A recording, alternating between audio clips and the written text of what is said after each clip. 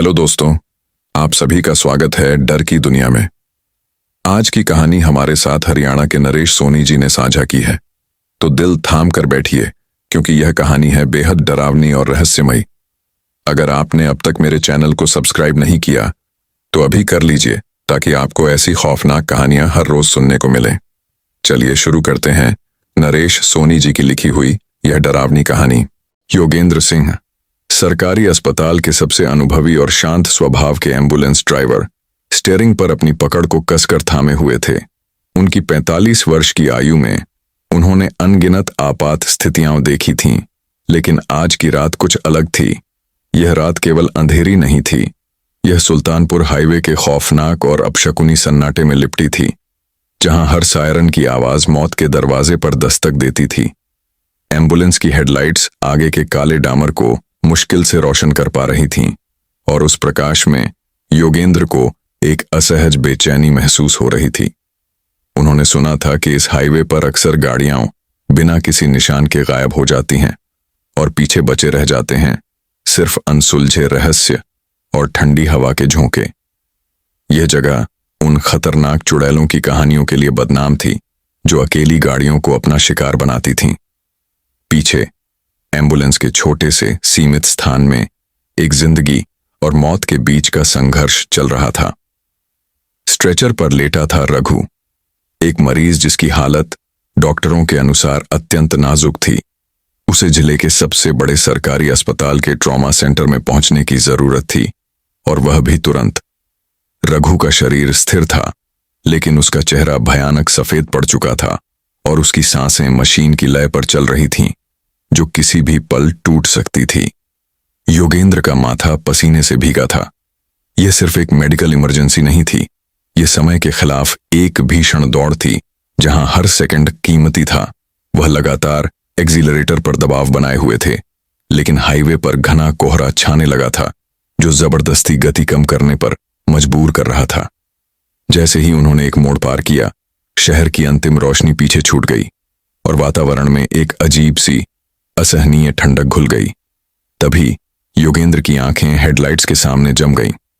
सड़क के बीचों बीच, ठीक उनकी एम्बुलेंस के रास्ते में, एक स्त्री आकृति खड़ी थी। वह लंबी, पतली और पूरी तरह से सफेद कपड़ों में लिपटी हुई थी। पहली नजर में योगेंद्र को लगा कि शायद कोई राहगीर दुर्घटना का शिकार हुआ है, लेकिन जैसे ही वह आकृति नजदीक आई, उन्हें एहसास हुआ कि उसके पैर जमीन को छू नहीं रहे थे। वह धीमी, असहज गति से हवा में तैर रही थी। उसके बाल उड़ रहे थे, चेहरे पर कोई भावना नहीं थी, लेकिन आंखें अंधेरे में भी जोर से चमक रही थीं। योगेंद्र के शरीर में खून जम गया। यह वही खौफनाक दृश्य था जिसके बारे में कहानियों में सुना जाता था। उन्होंने तुरंत ब्रेक लगाए। टायरों की चीख और सायरन की रुकती हुई आवाज ने रात के सन्नाटे को तोड़ दिया। यह कोई सामान्य राहगीर नहीं थी, यह एक चुड़ैल थी जो अपना शिकार ढूंढ रही थी, और आज उसका शिकार सीधे एम्बुलेंस के अंदर रघु था। योगेंद्र को अब एहसास हुआ कि इस हाईवे पर गाड़ी चलाने का मतलब सिर्फ दूरी तय करना नहीं था, बल्कि एक रहस्यमय और सीरियस शक्ति के साथ सीधे टकराव में आना था। उन्हें रघु को बचाना था, और इस चुड़ैल को किसी भी हाल में रास्ता छोड़ना पड़ेगा। योगेंद्र ने गहरी सांस ली, क्योंकि उन्हें पता था कि उनका सामना एक सस्पेंस भरे, जानलेवा प्रतिशोध से होने वाला है। योगेंद्र ने तुरंत ब्रेक लगाया और एम्बुलेंस जोरदार आवाज के साथ रुकी।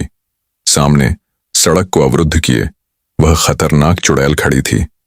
उसकी आंखें अंगारों की तरह दहकती हुई सीधे एम्बुलेंस के अंदर रघु के लेटे हुए शरीर पर टिकी थीं। एक भयानक ठंडी ऊर्जा एम्बुलेंस को चारों तरफ से घेरने लगी, जिससे गाड़ी के शीशे भी कांपने लगे। चुड़ैल धीरे धीरे ड्राइवर की खिड़की की तरफ बढ़ी। उसके होंठ खुले और एक ऐसी आवाज निकली जो सामान्य मानव की नहीं थी। यह हवा में तैरती हुई, गूंजती हुई और भयानक प्रतिशोध से भरी हुई थी। भागने की कोशिश मत करना योगेंद्र सिंह। चुड़ैल की आवाज ने योगेंद्र को जड़ कर दिया। यह एम्बुलेंस आज अस्पताल नहीं पहुंचेगी।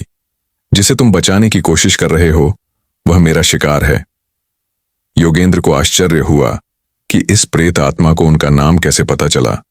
उन्होंने हिम्मत बटोरी और बोले, तुम कौन हो और तुम्हें मेरे मरीज से क्या लेना देना है? यह एक आपात स्थिति है, रास्ता छोड़ो। चुड़ैल ने जोर से क्रूरता भरी हंसी हंसी। उसकी हंसी ऐसी थी जैसे सूखे पत्तों पर बिजली गिर रही हो। मैं कौन हूं?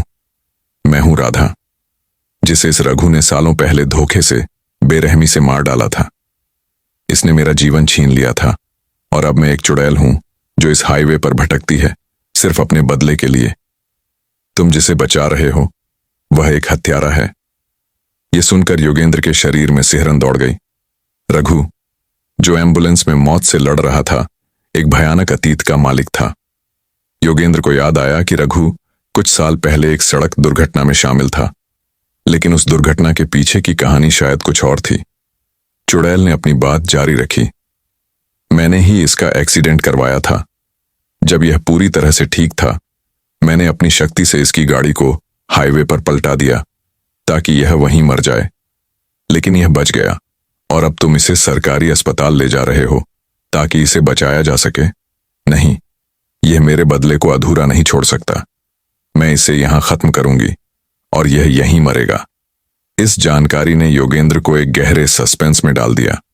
यह सिर्फ एक भूतिया कहानी नहीं थी, यह रघु के कर्मों का फल था जो अब एक सीरियस मेडिकल इमरजेंसी बनकर उनके सामने खड़ा था। योगेंद्र जानते थे कि रघु का गुनाह चाहे जो भी हो, उनका धर्म एक ड्राइवर के रूप में उसे बचाना था, लेकिन अब उन्हें एक अलौकिक प्रतिशोधी शक्ति का सामना करना था जिसकी ताकत उनकी कल्पना से कहीं ज्यादा थी। रघु की नब्ज मशीन पर तेजी से गिर रही थी, जैसे वह अपने अतीत के डर से कंप रहा हो। योगेंद्र ने देखा कि चुड़ैल अपनी लंबी उंगलियां एम्बुलेंस के दरवाजे पर रगड़ रही थी और जहां जहां वह छू रही थी वहां सफेद रंग पर काले निशान पड़ रहे थे। पल पल रघु की हालत और नाजुक होती जा रही थी। ये पूरी रात चुड़ैल का सामना करना था और योगेंद्र को पता था कि अगर कोई चमत्कार नहीं हुआ तो रघु का अंत निश्चित है। चुड़ैल ने अब अपनी पूरी शक्ति का प्रयोग करना शुरू कर दिया। एम्बुलेंस जोर जोर से हिलने लगी, जैसे किसी अदृश्य विशालकाय हाथ ने उसे पकड़कर झंझोड़ना शुरू कर दिया हो। योगेंद्र स्टीयरिंग को कसकर पकड़े हुए थे, लेकिन उन्हें लग रहा था कि वह अपने नियंत्रण से बाहर होते जा रहे हैं। बाहर चुड़ैल हवा में घूम रही थी। उसकी परछाई एम्बुलेंस के अंदर कभी ड्राइवर सीट पर तो कभी पीछे रघु के ऊपर पड़ रही थी। योगेंद्र ने हॉर्न बजाया, सायरन की आवाज को उच्चतम स्तर पर कर दिया, लेकिन उन आवाजों का चुड़ैल पर कोई असर नहीं हुआ। इसके बजाय चुड़ैल की हंसी और भी तेज हो गई।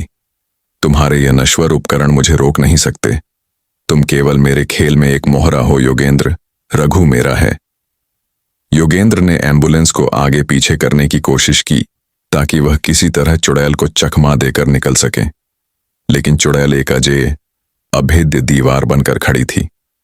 हर बार जब वह थोड़ा सा भी आगे बढ़ने की कोशिश करते, एम्बुलेंस कांच टूटने की आवाज के साथ पीछे धकेल दी जाती थी। योगेंद्र को डर लगने लगा कि कहीं वह रघु को हिलाकर उसकी बची खुची जान भी न खत्म कर दें।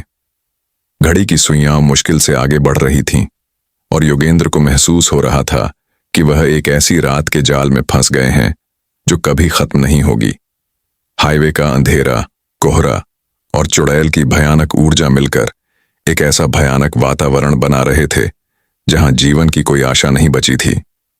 योगेंद्र के दिमाग में लगातार यही विचार आ रहा था कि क्या उन्हें रघु को छोड़कर अपनी जान बचा लेनी चाहिए, लेकिन एम्बुलेंस ड्राइवर का धर्म उन्हें इसकी इजाजत नहीं दे रहा था।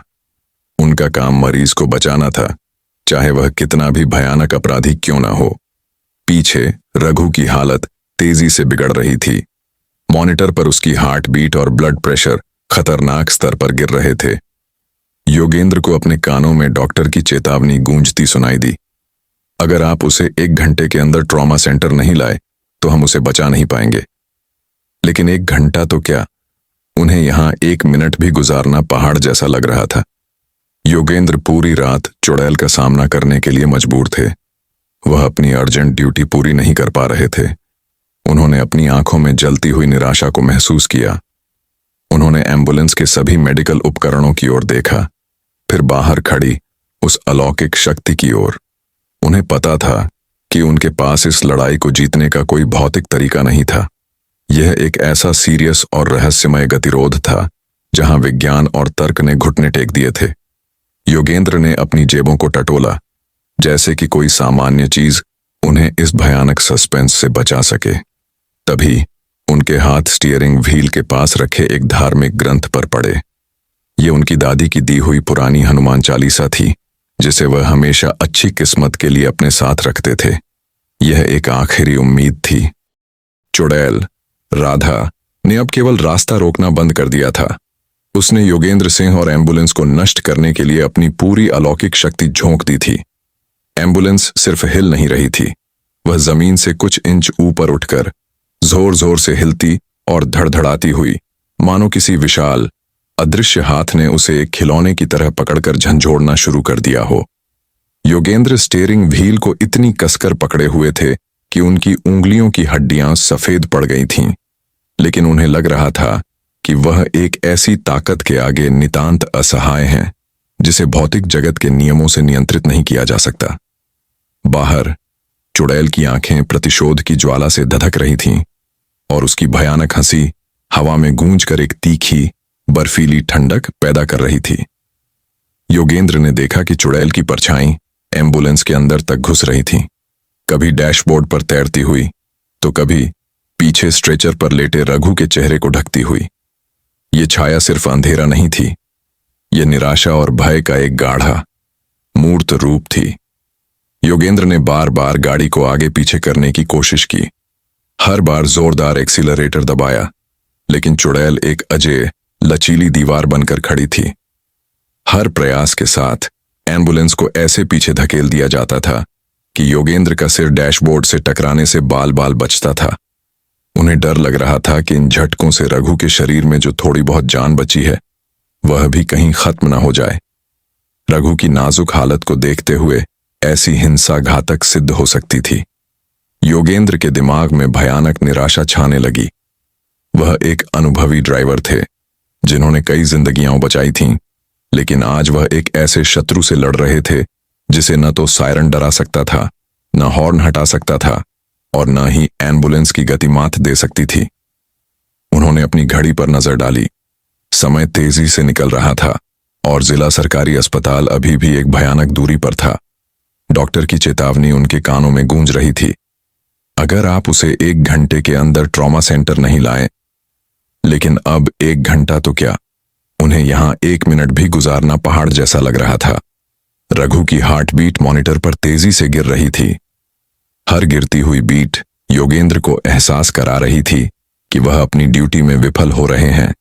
वह रघु को बचाने के अपने अर्जेंट कर्तव्य में चूक रहे थे और इस चूक का कारण एक रहस्यमय अलौकिक सत्ता थी, एक चुड़ैल जो सालों पुराने बदले को पूरा करने पर तुली थी। योगेंद्र ने अपने हाथों को स्टीयरिंग से हटाकर अपने चेहरे पर फेरा। वह पसीने और डर से लथपथ थे। उन्होंने अपनी जेब टटोली, जैसे कोई सामान्य सी चीज, एक सिगरेट, एक सिक्का, एक फोन, उन्हें इस सस्पेंस भरे भयानक गतिरोध से बचा सके। लेकिन उस घुप अंधेरी रात में, उस खतरनाक हाईवे पर वह पूरी तरह से अकेले थे। वह अब पूरी रात चुड़ैल का सामना करने के लिए मजबूर थे। निराशा की उस चरम सीमा पर योगेंद्र ने लगभग हार मान ली थी।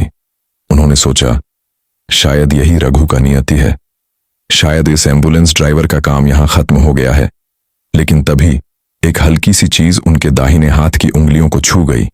ये एक प्लास्टिक का रैपर नहीं था, न ही कोई टॉफी। ये उनके स्टीयरिंग व्हील के पास डैशबोर्ड और विंडशील्ड के बीच फंसा हुआ एक पुराना लाल कपड़े में लिपटा धार्मिक ग्रंथ था। यह कोई साधारण पुस्तक नहीं, बल्कि उनकी दादी की दी हुई हनुमान चालीसा थी, जिसे वह वर्षों से शुभ शगुन मानकर हर एम्बुलेंस में रखते आए थे।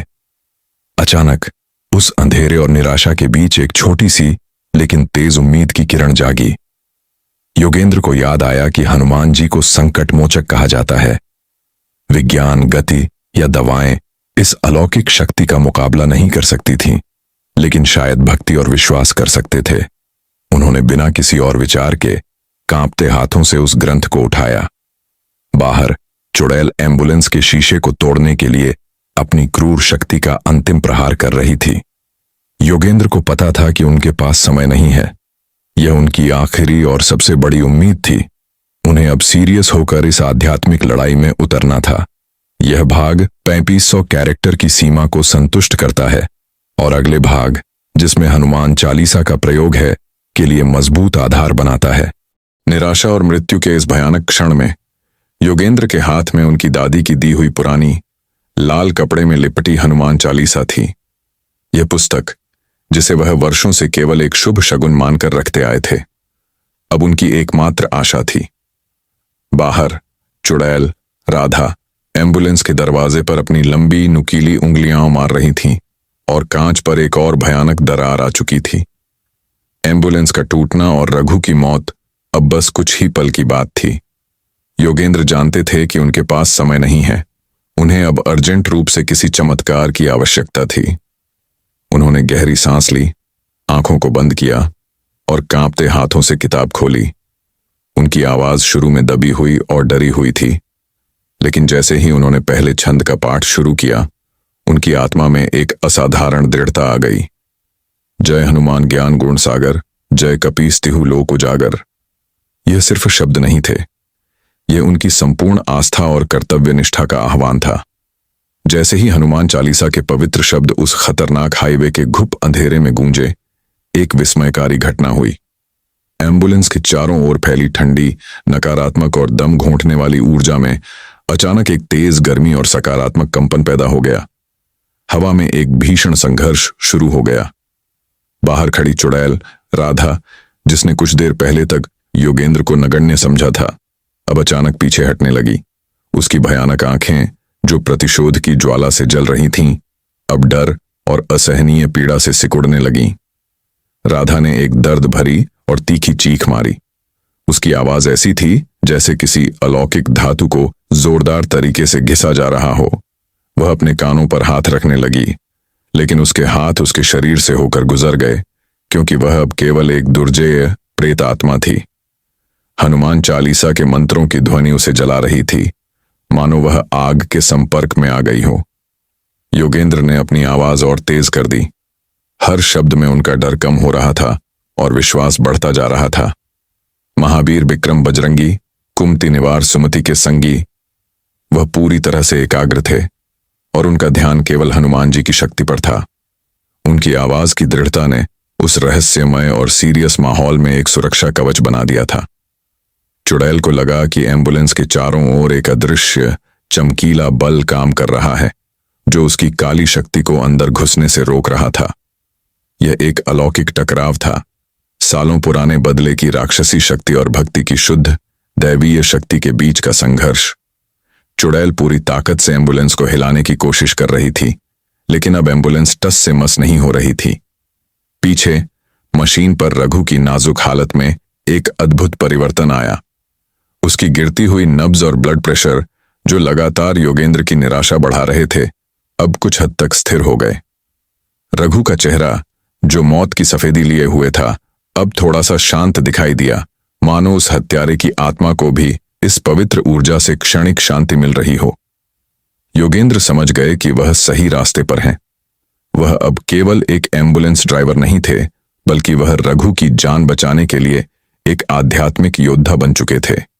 योगेंद्र ने चुड़ैल का सामना अब सीधे तौर पर अपनी आवाज और विश्वास के माध्यम से किया। उन्होंने अगले छंदों का पाठ शुरू किया और हर छंद के साथ चुड़ैल एक कदम पीछे हट रही थी। वह अपनी शक्ति को खो रही थी और योगेंद्र की जीत की संभावना बढ़ती जा रही थी। यह रात, जो एक सस्पेंस भरी मौत की रात बनने वाली थी, अब एक चमत्कारिक संघर्ष की रात में बदल चुकी थी।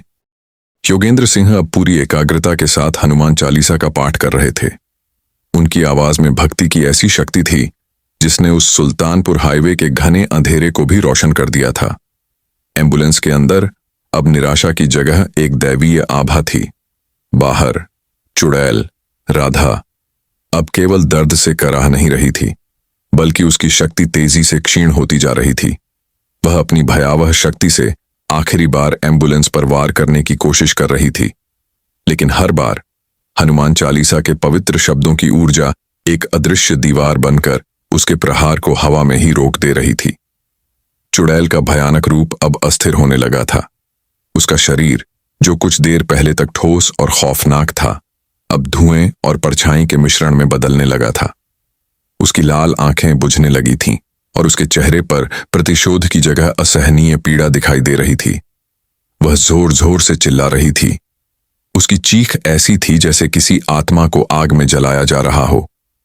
ये चीख योगेंद्र को डराने के बजाय उन्हें और अधिक बल दे रही थी। योगेंद्र ने आंखें बंद रखीं, लेकिन उनका मन पूरी तरह से इस अलौकिक टकराव पर केंद्रित था। वह जानते थे कि यह एक निर्णायक क्षण है। अगर वह जरा भी चूके या उनका विश्वास डगमगाया तो चुड़ैल की काली शक्ति वापस हावी हो जाएगी और न केवल रघु बल्कि स्वयं योगेंद्र की भी जान ले लेगी। उन्होंने अगले छंदों का पाठ शुरू किया और उनकी आवाज में दृढ़ता और भी बढ़ गई। नासय रोग हरै सब पीरा, जपथ निरंतर हनुमत बीरा। इन शब्दों ने चुड़ैल की ऊर्जा पर सीधा प्रहार किया। वह अब एम्बुलेंस से दूर छिटकने लगी, जैसे किसी ने उसे पीछे धकेल दिया हो। योगेंद्र को महसूस हुआ कि एम्बुलेंस कांपना बंद कर चुकी है और वह अब फिर से जमीन पर स्थिर खड़ी है। चुड़ैल का सामना करने की यह रात अब अंतिम चरण में थी। यह रहस्यमय संघर्ष रघु के लिए जीवन रेखा साबित हो रहा था। मशीन पर उसकी हार्ट बीट, जो लगातार कमजोर हो रही थी, अब एक स्थिर लय में आ गई थी। उसकी नाजुक हालत में एक ठहराव आ गया था। वह अभी भी खतरे से बाहर नहीं था, लेकिन कम से कम अब वह मौत के मुंह से बाहर खींचा जा चुका था। योगेंद्र का अर्जेंट मिशन, मरीज को जीवित रखना, सफल हो रहा था। चुड़ैल, राधा, जो रघु से बदला लेने के लिए हाईवे पर खड़ी थी, अब असहाय थी। वह अपनी शक्ति को योगेंद्र की भक्ति के सामने पूरी तरह से खो चुकी थी। योगेंद्र ने देखा कि वह हवा में तेजी से घूम रही थी, एक भयानक आंधी की तरह, लेकिन वह अब एम्बुलेंस को छू भी नहीं पा रही थी। यह उस सीरियस और सस्पेंस भरी रात की सबसे बड़ी जीत थी, लेकिन कहानी अभी खत्म नहीं हुई थी। योगेंद्र को पता था कि जब तक वह चालीसा का पाठ पूरा नहीं करते, यह काली शक्ति वापस आ सकती है। उन्हें अब अगले और अंतिम भाग की ओर बढ़ना था, जहां वह इस भयानक प्रेत आत्मा को हमेशा के लिए पराजित करेंगे। योगेंद्र सिंह ने अब हनुमान चालीसा के अंतिम छंदों की ओर रुख किया। उनकी आवाज पहले से कहीं अधिक दृढ़ और शक्तिशाली थी। बाहर चुड़ैल, राधा दर्द की पराकाष्ठा पर पहुंच चुकी थी। काली भयानक शक्ति, जो सालों से इस सुल्तानपुर हाईवे को अपनी जागीर बनाए हुए थी, अब उस पवित्र ऊर्जा के सामने पिघल रही थी। चुड़ैल का शरीर अब सिर्फ एक अस्थिर धुएं का बादल था, जो हवा में तेजी से घूम रहा था। यह घूमना किसी आंधी का नहीं, बल्कि एक हारी हुई शक्ति का अंतिम छटपटाहट थी। चुड़ैल को लगा कि रघु की नब्ज स्थिर हो गई है, और यह बात उसे और भी अधिक क्रुद्ध कर गई। बदले की उसकी इच्छा इतनी तीव्र थी कि उसने अपनी अंतिम ऊर्जा को एकत्रित किया। धुएं के उस बादल ने एम्बुलेंस के चारों ओर एक भयानक काला बवंडर बना लिया। एम्बुलेंस के अंदर का तापमान अचानक बर्फ सा ठंडा हो गया, मानो मौत ने उन्हें छू लिया हो। खिड़कियों के कांच पर बर्फ जमने लगी। यह चुड़ैल का अंतिम खौफनाक प्रहार था, जो योगेंद्र को डराकर चालीसा का पाठ बंद करवाना चाहता था। लेकिन योगेंद्र नहीं रुके।